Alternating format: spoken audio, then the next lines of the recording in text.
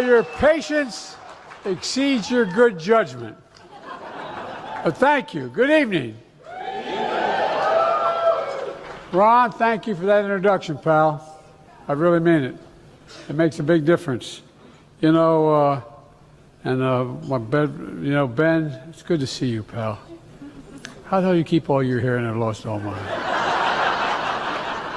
Your long-time leadership in Nebraska, you've been a friend a long time. And while he's not here tonight, I've been talking to him lately, I couldn't come to Nebraska without mentioning my buddy Bob Kerrey. Bob not only won the Medal of Honor, which we all know, but he's a genuine patriot and a true and loyal friend, no matter what the circumstance. Folks, to Mayor John Ewing of Omaha, the award winners and union leaders, including Private First Class Harry Dunn, another true patriot. Another true patriot. I was a pretty good football player. Believe it or not, I was a runt, but I was a pretty good football player. I was a flanker back. And if I had him running in front of me, man, I could have been an All-American. It's not working. I couldn't have been an All-American. Well, look, Precious, you're the most aptly named person I know. And Madam Chair, thank you so much for all you've done. And Governor Andy Beshear, Kentucky. Andy may have had to leave, but, I've spent a lot of time with Andy when I was vice president and as president. Kentucky got the living hell kicked out of him by the weather. I mean, I've been to every part of that state working like hell just to keep it open. And I mean it sincerely. This is a guy who knows what he's doing. He does it well. And he doesn't ask whether it's a red or blue part of the state. He just gets it done.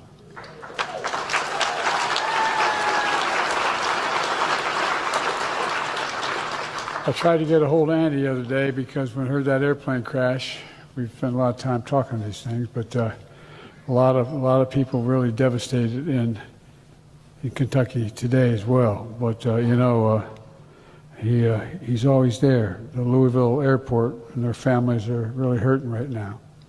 And we're keeping all of you, all of them in our hearts and our prayers. Look, folks, it's good to be back in Nebraska.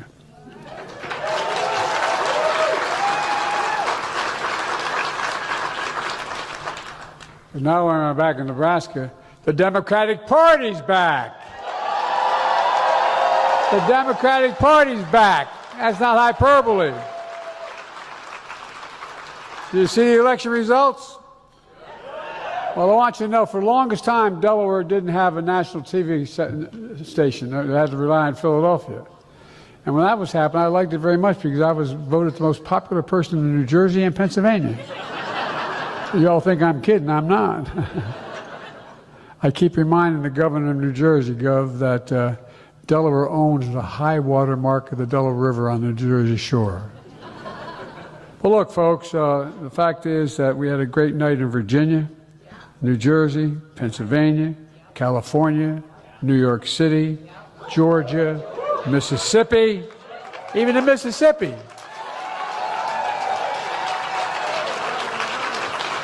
Look, the American people are sending a message. They're sending a message to Trump and to his crowd.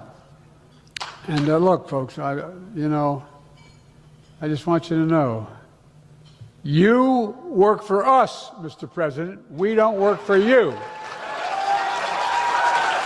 You work for us. Not just billionaires and millionaires. I mean it sincerely. I'm angry. You work for us. And look, folks, the fact of the matter is that, you better get the damn government open. Because, look, folks, here's the deal. This is democracy. And the fact of the matter is that there are no kings in democracies. None. None.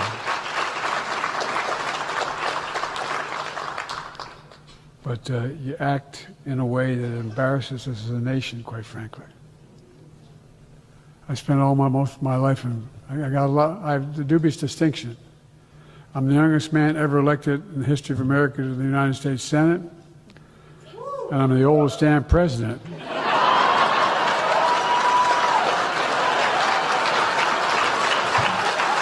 Ooh. Ooh.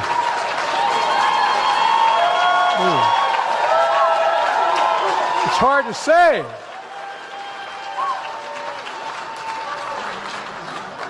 I feel like I'm 40, but I've turned it twice plus 3.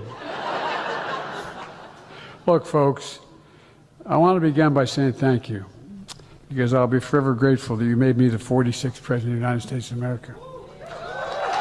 And I'm proud of the work we've gotten done over the years. Together, we had COVID administered to 200 million vaccines we put in people. And we lost 1,500,000 people because of the incompetence of the last administration. In the first 100 days, we did that by saving millions of lives. We left no neighbor behind, no matter how poor it was. We were there with docs in place. Together, we put America back to work. We created 14 million new jobs, 600,000 of those jobs in manufacturing. We made more things in America to get more jobs created in any 4 years of any president in American history. Together, we made the largest ever investment in America's infrastructure to rebuild our roads, our bridges, our ports, our airports, our dams. We connected everyone in America to the internet. Everyone. The internet's as important today as electricity was back in Roosevelt's time. We enacted the PACT Act, the business expansion of benefits, expansion of benefits and services to toxic exposed veterans like my son in all of history. And America continued to lead the world. One of the reasons Barack asked me to be vice president was because of my background in foreign policy. Because I've had the dubious distinction, only because I've been hanging around. I know every major foreign leader since 1974. But folks, we rule. We got the respect of the world, not just because of the example of our power, but the power of our example. That's why the world followed us. Not a joke. When I was president, wages were up and inflation was down. More people had health care than ever before in all of American history. And one of the proudest things I did as president was cut child poverty in half in America. But now we have a president who's deliberately making hunger worse for Americans. Today, in the United States of America, 1 in 5 children go to bed hungry every night. No, it's more than boo. It is a disgrace. It's immoral. It's wrong. Simply wrong. By the way, did anyone see a Halloween party Trump threw for himself and his friends? No, down in Mar-a-Lago. I thought it was an example of who he is. The theme of the Halloween party at Mar-a-Lago on Halloween was The Great Gatsby. On Friday, everyone dressed up like the rich folks they are from the War 20s, though.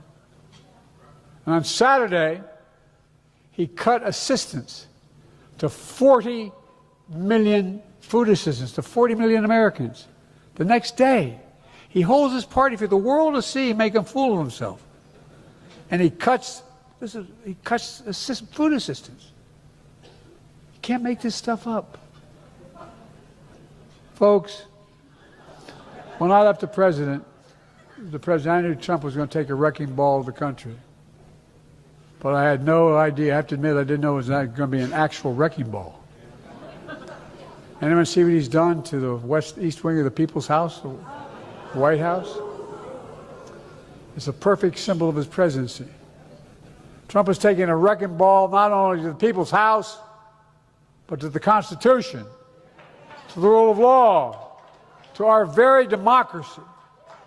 And yet while doing this, Trump, at the same time, can provide recently, on his own account, $40 billion line of credit to Argentina without even the government voting for it? Who in the hell does he think he is? No, I'm serious. I'm not kidding about this. You may remember when I was running the first time around, I talked about I was worried about the protection of democracy. I thought it was literally at risk. But I cannot find the money that he's blown away to feed all those kids. The family farms in Nebraska. Many of them are going bankrupt because Donald Trump starts this ridiculous trade war, which I hope the Supreme Court will finally step up and have some backbone and say he had no right to do it.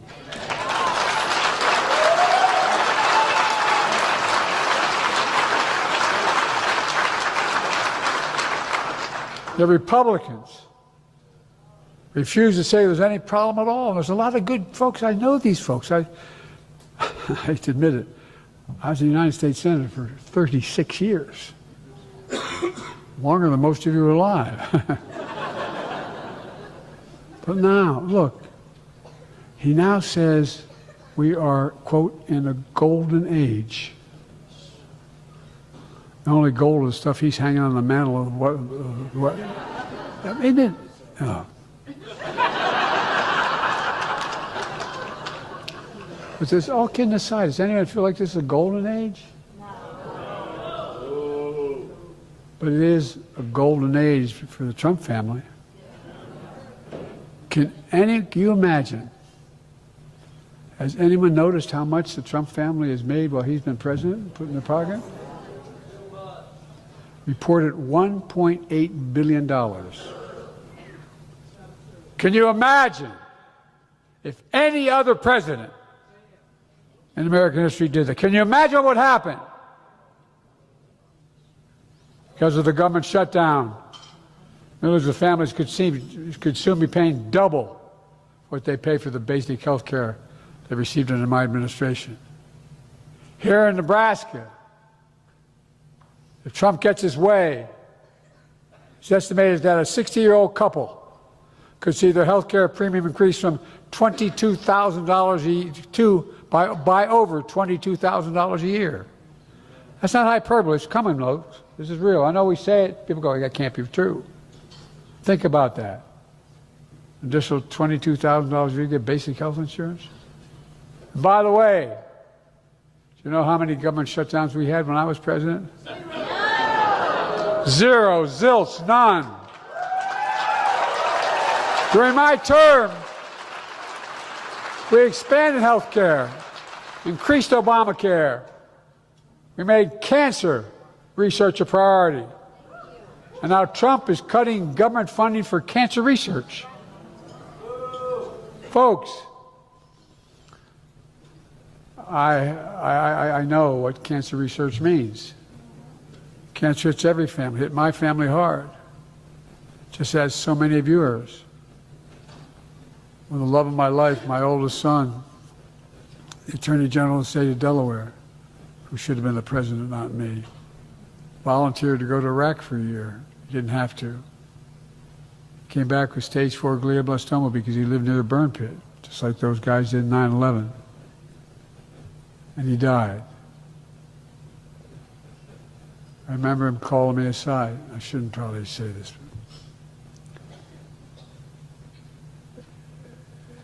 When he died, I lost part of my soul, and he asked to meet with me in his room, the hospital room. And he said, "Dad, look at me. We have this screwy thing we Bidens. We say, we want to make sure we really mean." He said, "Give me your word as a Biden." He said, "Dad, look at me. Look at me. I know what you're going to do, Dad. When I go, you're going to quit. You're not going to want to be engaged. But look at me, Dad. Promise me. Give me your word as a Biden. You'll stay involved. Give me your word." And I did. But guess what? There are those moments like you've had, so many of you. How many in here have lost anybody to cancer? You know. Folks, but when you get that research, the research they're doing, when they diagnose it, in my case, I just have prostate cancer. And when they finish this round of treatment, you get to ring that bell at the end of its year of treatment. Well, I thank God for the doctors and the nurses and the incredible breakthroughs we're making in cancer research. Now Trump and his Republican friends are cutting government funding for health care and making it more expensive for virtually everyone. And because of Republican budget cuts, more than 300 rural hospitals in America, including 2 right here in Nebraska, are going to shut down. They're on the chopping block. What alternative those people have? Not like there's another one 2 miles away. Folks, I've never said this my whole career, but I think it's immoral. It's un-American. It's flat out wrong. And you have to ask yourself, why? Why in God's name are they doing this? Why? Well, I'll tell you why. So they can give away an additional $4 trillion in tax breaks to the benefit of the wealthiest people in America. That's $4 billion over 10 years on top of the tax break they gave the first term that put us in a hole. That's right. Not only are kids going hungry, and rural hospitals are closing, the cost of health care is skyrocketing. All because Trump wants to give people like Elon Musk and Jeff Bezos and Mark Zuckerberg, which I have another way of calling him, a tax cut. We have a word back in Scranton where I was born and where I spent my summers with my grandpa and grandpa. We call this a bunch of malarkey. You see, folks, here's what I understood that Donald Trump never does understand, will. And I've said this before. I mean this sincerely. It's not just a slogan. Wall Street, they're not bad guys, but they didn't build America. The middle class built America. And unions built the middle class. That's a fact. That's a fact. My fat grandfather finger would roll over in his grave if I walked away from unions. Let's get something clear. I handed Donald Trump, we handed Donald Trump, literally, not figuratively, literally, the strongest economy in the world at the time. The strongest in the world. 10 days before he died, I got a call from Dr. Kissinger, who I knew well. I didn't agree with him a lot of the time because of the Vietnam War. It was because I was on the Foreign Relations Committee when I was 24 years old. And he called me when I was able to convince 2 great nations to join NATO, make it even stronger. And he said, not since Napoleon has Paris not looked over their shoulder at Moscow with a sense of dread till you guys came along. You made it stronger. What's the first thing that this guy does? He starts to pick apart NATO. He talks about what a drag they are. Look, we invested in America, in the American people. We invested in America. Here in Nebraska, we supported countless projects, including the major renovation of Omaha's airport. Well, look, it's actually quite a big deal. It's quite a big deal. And by the way, you know, the fact is that when we did that, it was the beginning of, you heard me say lots of times, if we don't lead the world, who does? That's not beating our chest. Think about it. If the United States of America is not leading the free world, who leads the free world? Who? None of our NATO allies by themselves are able to do it. China, Russia. Well, folks, look, this isn't the golden age. The fact of the matter is that it was a very, very dark moment. But you know, the fact of the matter is, we're in a situation where we had something special happen just last Tuesday.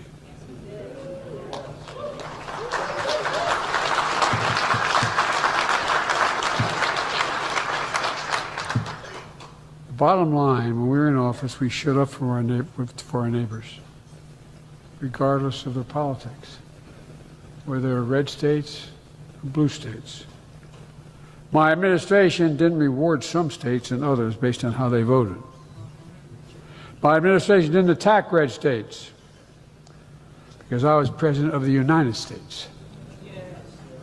And even the women who were vocal and when I addressed the United States Congress and terrible to us, they wanted to keep the programs that we had to benefit them. People could say, well, how could you do that for them?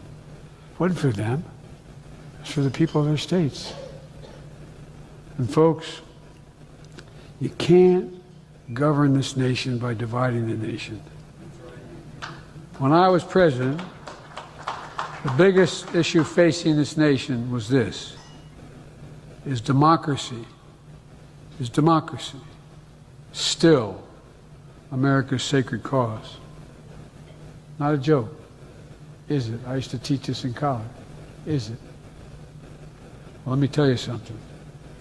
The answer is yes, it has to be. But democracy is not a given.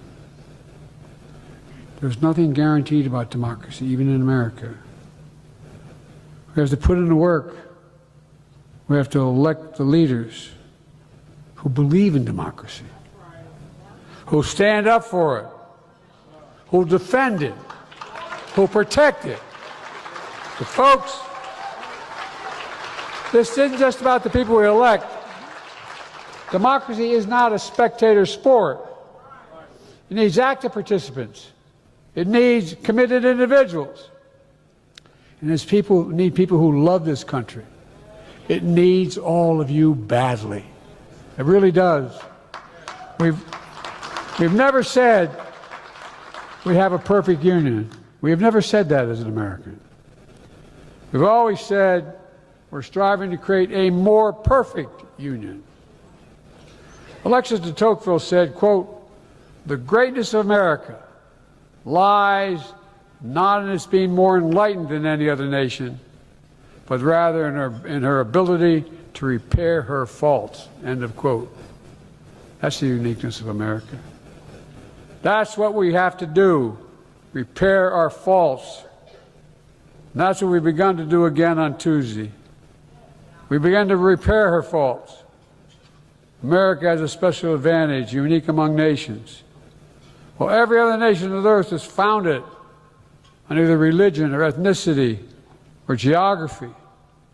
America is the only nation in the world founded on an idea. This is literal, not figurative, an idea. The most powerful idea in human history. Bigger than any ocean, stronger than any army, more powerful than any dictator or tyrant. It's this: we hold these truths to be self-evident, that all men and women are created equal. We've never lived up to it, but we've never walked away from it.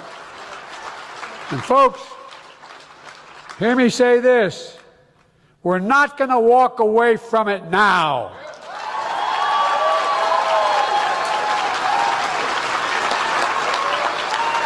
Tuesday night was a good start. And yes, this is a difficult time.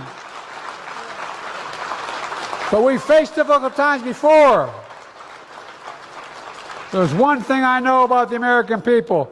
There is no quit in this country. There's no quit in America. None. We can't give up. Not when our children need us, not when Nebraska needs us, not when America needs us. Because the America of our dreams is always closer than we think, always. Right here in Omaha. You guys are the blue dot, right?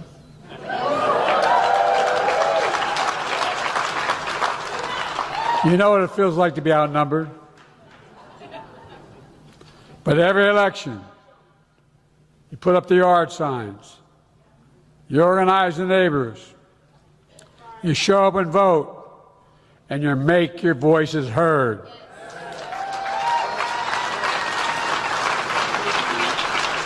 In the Biden family, we have an expression for that. We call it keeping the faith. My grandfather used to say over and over, "Joey, keep the faith." My grandmother would respond, "No, Joey, go spread it." We have to believe that better days are ahead and make it happen. Nebraska, you know this more than most. Every farmer who plants a seed in Nebraska believes every day, believes tomorrows are going to be better. Every one of them. Folks, I've seen a lot in my lifetime. I've served this nation in elective office for 52 years. I'm only 40, but I was 52 years. But there's one thing I know about America, and I mean this sincerely. I've traveled to over 160 nations. We're the only nation on earth who's emerged from every single crisis we faced stronger than when we entered that crisis. Every single one. Mark my words, we'll emerge stronger from this crisis as well. The American experiment is not going to end on our watch. We'll still be that nation where honesty, decency, and integrity still matter. We'll still be the beacon to the world for the next century as we have for the last 250 years. We just have to remember who we are, who in God's name we are. We're the United States of America. There's never been a country like us. Scripture tells us, be strong and of good courage. Be not afraid. Folks, I know this nation. I know the American people. Here's what I know. No one, not even a president, can destroy our democracy if we stand together and fight for it. Nebraska, we can't be afraid. You have an election coming up soon. An open seat for Congress right here in Omaha. Statewide races up and down the ballot. Folks, we can't be afraid to dream big. Not small, big. We have to get back up. And we're getting back up in Nebraska and all of America in 2026. So Democrats, let's get up. Get up. Get up. It's about to change again. God bless you all. Thanks for having me here. And may God protect our troops. Thank you.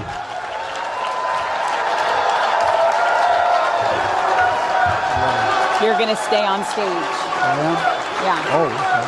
You're being wrapped by the tribes. All right.